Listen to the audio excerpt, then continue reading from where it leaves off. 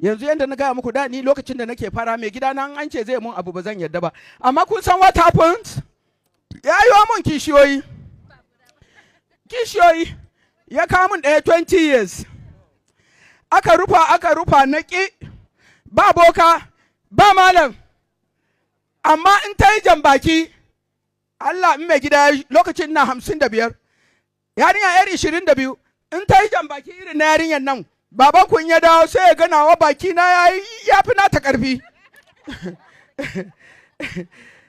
in ta sa kaya in bi ta da kallo in ga ta ɗame, kun san yaran yau sun iya ado, da ta yi wani adon sallah da babban sallah ya zo babanku da ya gana wa kwalliyan wallahi bai gane ni ba. Mata shi ne kishi, ba wai kishin kashe kishiya ko kashe ɗan kishiya ko asiri wa kishiya ta yi jini ta yana zuba, ba shi ba ne. Me ta iya ni ma in iya. Washe gari ran sallah mata da na sako wani bra, ni da yarinya na tana school a Jordan, da ta dawo na ce wai me da a so mun, na ce Brazil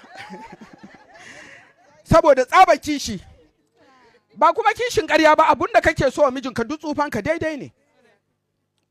To ranar da na yi ado Linda ta kawo ɗinki washe gari sallah, ɗinkin nan Linda ta yi shi so tight, mata ina tafiya ga kirji ya shaƙe ni, ga ɗinki ban saba ba, Linda ta rike mun, amarya ta yi yona ado ta zo gaban mai gida, wallahi namiji dan baban shi Allah zai saka mana. Ban gama biyan kuɗin ɗinki ba, a tamfan ba ban gama biya ba, ran sallah na saka, me ya kamata ba Allah nan yayi mun, ya ci moriyar ganga ya manta da ni, wallahi sai haka yake zaune ya rike yarinyar nan.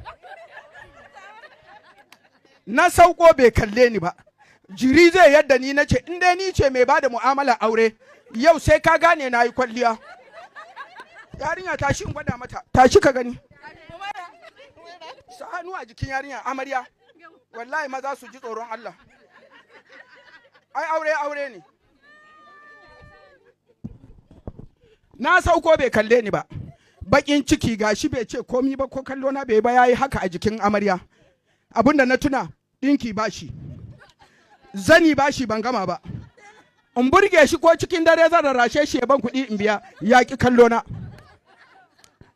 Mata in koma ɗaki in sa kuka da shi da amarya sun gama da ni, na ɗaya dai ba zunubi suka yi ba, bare in ce Allah zai kama su, aikin auren su suke yi. Kun san me nayi? Ku kalle ni abin da nayi, nace in na koma ɗaki ba ni nake bada mu'amala ba, ka taɓa ta a can, rike ta, ga mai gida yana rike amaryan, gani ya ki kallo na.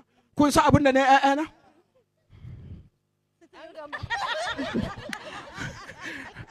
Sai ya ji na tafko wuyan shi na sa a nan, amarya ta kalle ni ta yi shiru, shi ma ya rasa yadda zai mai da kanshi can, don na riga na kawo kan nima na haɗa a nan. Ya ce me ya faru? Na ce ni ma matarka ce. Amarya ta kwashe da dariya ta hau sama. Amaryan ba ta nan, ta tafi, amma har yanzu tana aihuwa a wani wuri, sai ta kira ni wai in ta tula yanayi na sai dariya. Ba fada ba zagi, amma duk abin da ta yi nawa ya fi nata, na karɓe mijina.